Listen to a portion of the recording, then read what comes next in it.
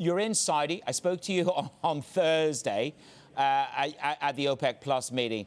Implosion would be the understatement. Goldman say $20 is on the card. Is it? And what needs to happen to take us there? Good morning. Good morning, Manus, and good to talk with you. Look, the Russian finance minister was reassuring folks, saying we can live even at $30 a barrel oil.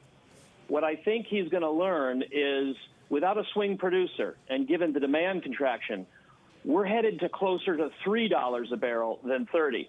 So you can pick a number, 20, 25. Russia cried uncle at $26 a barrel. So as we blow through that level, there'll be some nostalgia for that in February 2016. But the point is, Russia unfortunately has to touch the stove and is going to learn that in an unbalanced market like we have now, when you suddenly don't have a swing producer, you have a precipitous fall in oil prices with really no floor in sight. Are you for real? $3? Well, it's going to go to shut-in costs. On a daily print, we'll go to whatever level it takes to where you lose value by bringing a barrel of oil out of the ground. We're going to fill all available storage for refined products and crude. This is just the way the hydraulics of the oil market work. We don't really have to, it's not very complicated. If we actually increase supply, which I think the Saudis will do, yep. So I've got an IB on the go here. It's a chat with your friend of mine, Javier Blas, our resident oil expert. Yeah. Question from Javier. You ready? Yep. Is Trump going to ask the Saudis to abandon the price war as Bush did as vice president in 1986? This is what you call depth of knowledge. Will Trump ask the Saudis to pull the plug on this price war as Bush did in 86? Bob. Ultimately, I think he will, but it'll be different than Vice President George H.W. Bush, who talked to the press as he was boarding the plane for Riyadh back then.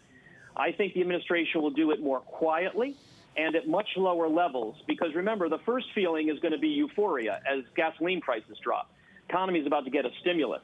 It's only when we get much lower and the shale path starts to roll over and banks come into play that I think then you'll see more quiet messaging to the Saudis. So I don't expect a public message, but yes, at some point, folks have to worry about the stability of the financial system and the broader economy and the U.S. energy sector. Do you think at this stage the White House is worried about shale? Everybody magics up this number, $50.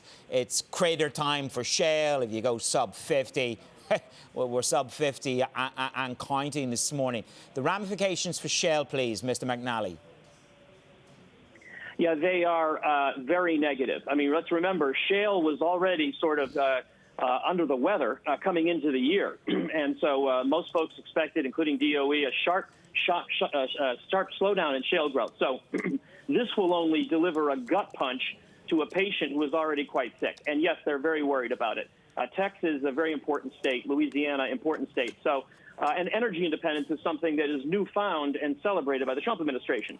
This threatens to rip away the energy independence. And so, yes, I think there's going to be concern. Again, first, it's lower pump prices.